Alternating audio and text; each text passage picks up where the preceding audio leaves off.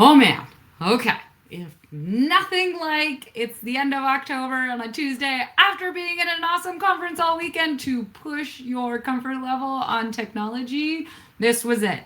I can't figure out what went wrong, why YouTube won't let me go live, all of those great things. But we're just rolling with it. And so I figured I would jump in here, share a few thoughts, some ideas on what we talked about last week and how we can answer questions and go forward, because the whole point of this is to help us connect and think about how we can answer questions that you have. So a couple different things, a couple things to share, and then want to kind of make sure I point you in the direction of how to get questions answered, because that is what we are trying to do, support you with your questions just in time, what you have. So October is all about graphing here at Dataspire. And last week at our strategy share out, our October strategy share out, which was beyond just bar charts, helping students make smart visualization choices, we talked about how to expand how we visualize our data and how that creates new opportunities for our students, and how to introduce graph choice for our students. And we sort of couched this in that reminder of visualizing data. While it's a big piece, especially in our math classrooms and many of our science classrooms, is actually just one of many different functions, many different things that we do when we work with and when we're working to make sense of data. So yes, it holds a big amount of real estate in our classrooms and what we're doing with our students, but it is tied to and connected to all of these other components. And therefore, if we're seeing that our students are struggling with something sort of downstream, like analyzing patterns or interpreting data to learn something, that could be maybe they're getting tripped up on this visualized data piece. If we're getting tripped up on this visualizing data piece, it might be that we don't actually have the data to look at the question that we are asking, or things like that. So all of these are interconnected, and it's really hard to tease them all apart, but we try to kind of pull one string at a time to sort of dig in and think about what are some strategies that we can try for our students. And last week we talked about the strategies of having students make quick sketches and visual hypotheses, varying the ways our students are visualizing data each time they're engaging with data, especially when they're making their own visualizations, and then incorporating the really critical skill of graph choice. So if you caught it and you were with us, it was so wonderful to connect with you. If you missed it, don't worry. I'll put a link to the video of the recording from last week. They're free. Please check it out.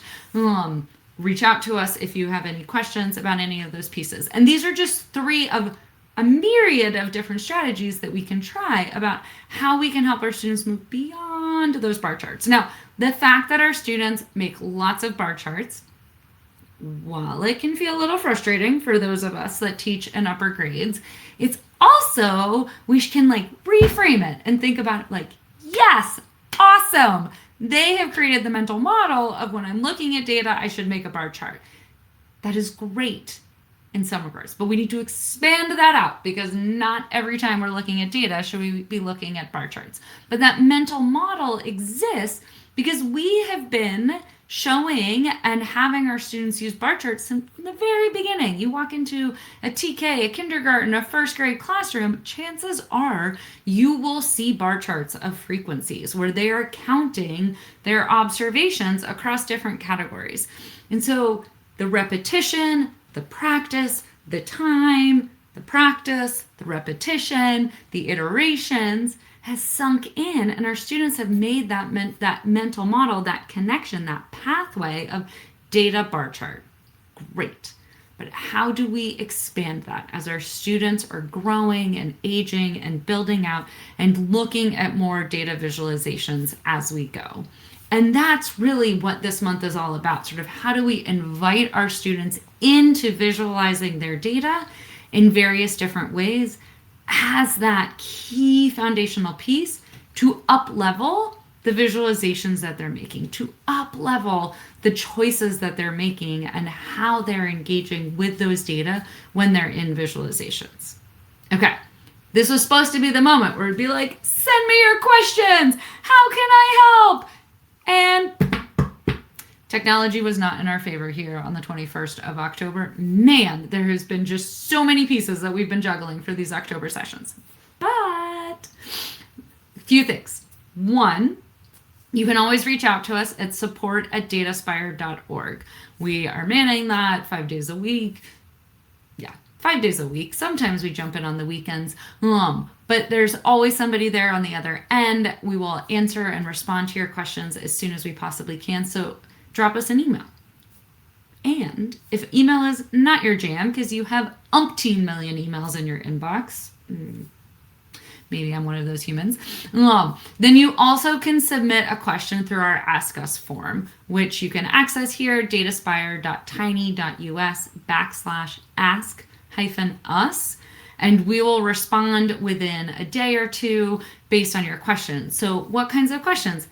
Anything that you are coming across with your students and you would like a little bit of assistance or support in helping unpack, disentangle where they might be going awry, a common student struggle that you're seeing in your students, you're looking for a data set based on a content area that you have coming up in your unit, please reach out to us. Please don't reinvent the wheel. You have so many things that you are doing. Please let us help and support you. Because we're talking about graphing and it's all about graphing and I could not make the YouTube live work, I just wanted to share a couple things on different graphing programs. At Dataspire, we are platform agnostic, but there are lots of really great platforms out there, really great tools out there that you can use and you can integrate into your classroom to help your students make sense of data. So we all have either Google Sheets or Excel, depending if we are a Google school or a 365 school, Open 365, whatever it is. And those are great. These are great spreadsheet programs. They are fantastic for pulling together our data sets, pulling together spreadsheets, doing some algorithms, some sort of, if we need to generate more data, a new variable based on variables that we have, we can plug in that equation, we can build out that algorithm. Over time, we have round peg square hole these spreadsheet programs into graphing programs. Okay, but the tricky thing is that means they're not set up in ways that best help our students engage with, tinker, play, explore, investigate, move around, drag and drop, quickly adjust between different graph types as they're doing that key meaning making and thinking about and engaging with the data in their visuals. So, good news. There are a variety of other platforms that exist that you can explore to engage with that are built up more to get kids visualizing data, driving sort of in the driver's seat as they are driving their experience with a data set and visualizing it to make sense of it. So HHMI Data Explorer and CodeApp are both free programs that are built all around how do we help kids engage with the data and explore the data and visualize it in multiple places. Data Classroom and Tuva are also two fantastic tools that have a broader repository of data sets and lesson plans built out. Because of that, they are on sort of a freemium model. There are certain things that you can access for free, and then there are other things that require a subscription for them. But all four of those, HHMI, Data Explorer, CodeApp, Data Classroom, Tuva, are all built specifically around helping kids explore data to real-world data sets, large data sets, upload their own data sets, look at existing data sets that others have collected, and get in there and use that drag and drop feature or toggling on and off different variables or attributes, depending on the platform is what we call them, of multiple different cases, looking at the distribution, looking at relationships, looking at composition, all of those different pieces. So those would be some resources to consider. Now, I should say from the very beginning, we are tool agnostic, as I mentioned, but also there is no one tool that will fit every single need, every single purpose. Desmos, Tinkerplot, Tinkerplots and Fathom are fantastic tools, especially in our math classrooms, to think about how do we engage with data sets from a mathematical perspective. So graphing calculators, and how do we fit functions and different pieces like that. So fantastic. Especially for our math colleagues, our math applications, definitely check out those.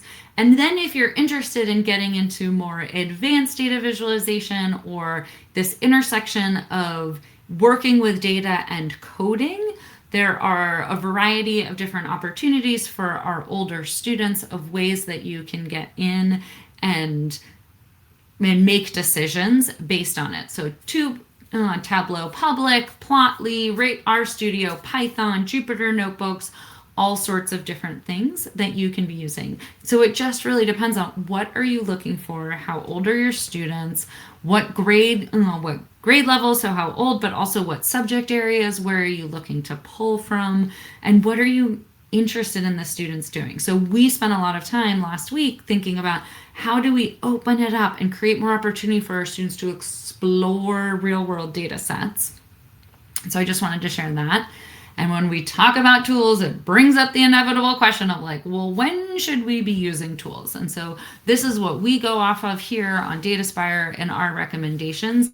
We live in the 21st century. Technology is nothing we can avoid, and we need to help our students get into it. And almost, I should say, this like massively changed during the pandemic. Yes, our elementary students absolutely can be on technology and should be on technology, but developmentally, far more of it should be analog, by hand, like tangible, working with manipulatives or paper and pen, building those penmanship, all of those different things, but also helping to create those eye, hand, brain, cognitive connection pieces. But we want tech to be a part of it.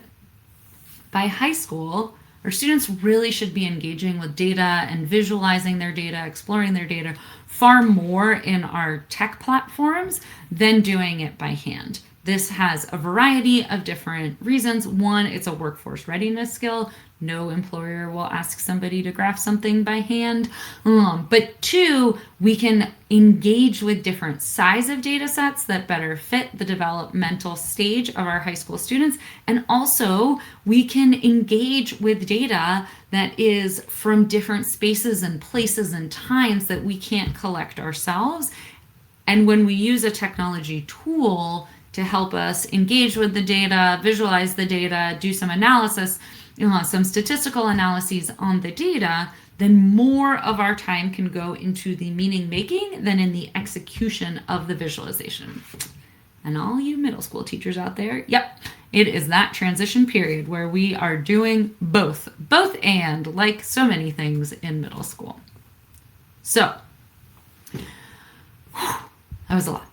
One more resource that I want to share out that we have here at Dataspire to support you in helping your students once they have a visualization that they have created. If you're working with somebody else's visualization, how do we help them actively get involved and build that mental model of how to make sense of the data? Next month, we are talking about patterns. So join us next month at that in just a moment. But this Draw on Your Graphs resource, where we step through how to annotate a visualization, how to physically annotate either by hand or using technology tools as ways to identify different key features, different key pieces of evidence or patterns in the data are there. And so check it out. We talk through different ways to annotate the variety of different visualizations that show up in our K-12 space, so you can jump in and find the one that is most relevant for you and your students. Okay, finally. What did I mean? Next month, November 4th, yes, Election Day. We will be here on Election Day at 4 o'clock Pacific. And this one I know will work because we run these on Zoom. Our strategy shareouts are always on Zoom because we are in a meeting together and we are meeting synchronously. And if you register for the strategy shareout, you get two things. One, you get access to the resource document that we use with a variety of links to other resources. And two, you get earlier access to the recording. So for our next month, this month was all about graphing. Next month is all about patterns. And so on November 4th, what's The title of the session is What's the Pattern? Teaching students to see patterns in their data or the data that you are working with. We hope to see you there. I'll put the link also in the notes for this recording of how to register for next month's free data strategy share out. And just because it's fun and we're like deep into the school year and deep into all the craziness, we thought it would be fun to host a kind of vote up what our next t-shirt design is.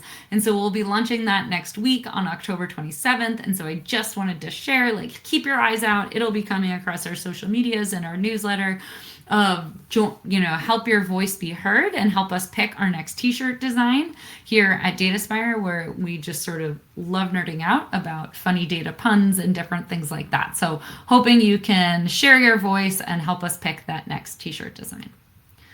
Okay, so with that, again, thank you for your understanding and your patience on me not being able to get the YouTube live to work, but hopefully this pointed you in some directions of ways to ask the questions you have or think about some things a little bit more deeply that you might have going on. I look forward to connecting with you, look forward to seeing what those questions might be as you are engaging with your students and helping them make sense of data. So please feel free to reach out and let us know how things are going and all of those different pieces. Thank you. I hope you have a wonderful rest of your week. And I will see you hopefully on November 4th at our free data strategy share out, where we're going to be diving into how do we help our students make sense of patterns and all of those pieces. Until then, I wish you good luck with everything that you have. Stay curious, keep exploring. Talk to you soon. Bye.